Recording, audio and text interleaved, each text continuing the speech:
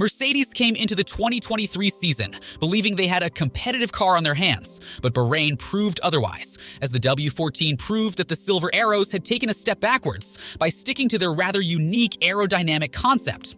So, the team embraced change and has made a lot of it within the first half of this season. The team made the radical decision of making an in-season aerodynamic concept change and also made a switch in technical leadership. While those changes has improved the team fortunes, they are nowhere near Red Bull, and it seems though catching the energy drinks manufacturer this season is a lost cause for any team. So every team on the grid are focusing on 2024, and James Allison and Mike Elliott have revealed a SECRECT the team has discovered, which could propel the W15 potentially close, or even further ahead of Red Bull. Want to know what Allison and Elliott have revealed? Then stick around till the end of this video. The W14 arrived at Bahrain with the zero-pod side pods design, and the team expected them to be on par, or at least to be close to the Red Bulls. But Bahrain proved otherwise, as they were significantly off the pace setting Red Bulls. The entire team committed to a radical design change, which was introduced at Monaco, with a rather more conventional side pods design. That did improve the Silver Arrows' fortunes, as they were very competitive around Barcelona and Canada. But once Red Bull stepped the gas on upgrades, they again set the benchmark within the current Formula 1 grid. That did not stop Mercedes, as they introduced aggressive upgrades at Silverstone and Spa. Though we don't really know where the W14 is within the pecking order after those upgrades, we surely know that they are not even close to the Red Bull car. The team going aggressive on its upgrades was questioned by many F1 pundits, but James Allison revealed that the team is taking that rather aggressive approach to correct the cautious approach mistake they made over the 2022 winter break under Mike Elliott's technical leadership.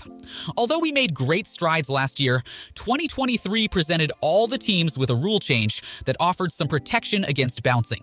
Over the winter, we faced a choice: go aggressive and trade the bouncing protection in the rule change for performance, or take a more cautions route and steer clear of the sort of porpoising that wrecked our season last year. We chose the cautious path, knowing that it would be less painful to correct if we were wrong. The story of our year so far has been mostly about finding out that we had been too cautious and making the changes to correct that. Mercedes clearly admit that they made a lot of mistakes over the winter break when designing the W14, and whenever they talk about the team's current car concept, we get the feeling that the team still does not have the in-depth knowledge of the current set of technical regulations that Red Bull do possess. Even before, Mike Elliott said that the team did run many other aero concepts on the simulator and did not see any potential gains, which motivated the technical team to switch concepts. But the same technical team realized after the Bahrain Grand Prix that their unique aerodynamic philosophy just does not work on track, as it shows on simulation. Since realizing their mistakes and switching concepts, the team reportedly has seen massive gains in the simulator, and we have seen some of those gains on track as well. Mike Elliott talked about the team falling into a trap, which the ground effect technical regulations did set up. And maybe Formula 1 techies from the 70s would have seen and predicted some of those problems, as they have past experience from the initial ground effect era. Back then, teams had skirts on and active suspension on to make the ground effect technical regulations work, but the ground effect got too powerful for the time, and Formula 1 decided to get rid of it for the time being. But the same management decided to bring the ground effect regulations back, considering the advancements in technology. Teams were no longer allowed to use active suspension, nor were allowed to use skirts to seal the car's underfloor. Therefore, the team had to work its way around with aerodynamics around the side pods, and from components around the side of the car to seal the car's underfloor. Also, the teams had to run the car as low to the ground as possible to make the most out of the ground effect. In theory, this is what makes a ground effect car work. Run the car as close to the ground as possible, create maximum downforce from the underfloor. But in real life, it's much more complicated than that. And that's what the W13 proved to us in 2022. The W13, according to that theory, was rapid in the simulator, but had its own fair share of issues on track, with porpoising being the biggest problem out of the lot. This is where the importance of the car's suspension came into talks, and Red Bull nailing this area perfectly with Adrian Newey's expertise is why the Austrian squad has such a commanding lead over the rest of the grid. Elliott stressed the importance of suspension travel, which allowed the team to play with car balance much better pre-ground effect regulations, and mentioned how that itself itself became the trap that the team fell into with the ground effect regulations coming into play. I think if you were to go back to the old regulations, you could put the car where you wanted to put it, Elliot explained. You had big travel in the suspension, which allows you to shake the balance a bit better through the corners. You weren't limited by stiffness. You could sort of chase where the aerodynamic performance is in the regulations. For these cars, aerodynamically, they want to run close to the ground. And so if you run them close to ground, you have to run them stiff. And that's one of the traps we fell into last year, if we're honest. So I think there's always going to be that balance you have on this set of regulations. When you've got cars that want to run really close to the ground, how do you get that balance right? Mike Elliott talked about getting the balance between ride height and suspension travel right, and that's what Red Bull has struck perfectly.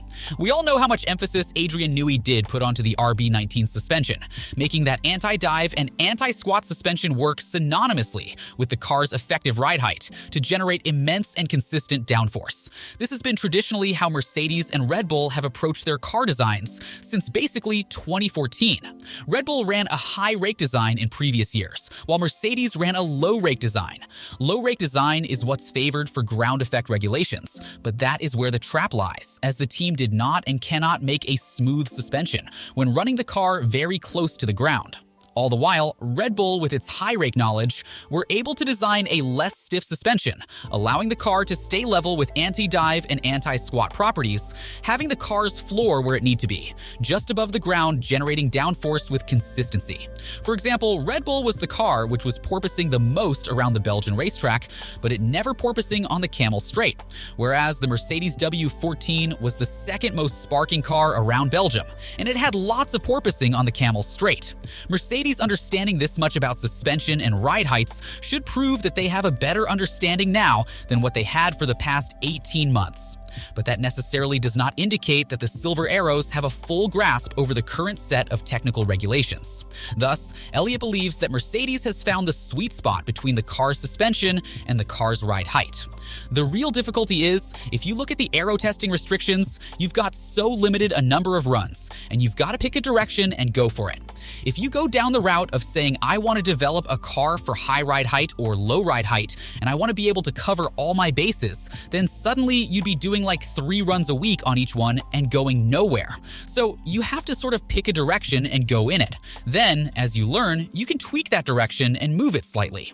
I like to think we've sort of gotten ourselves into the right place for the winter.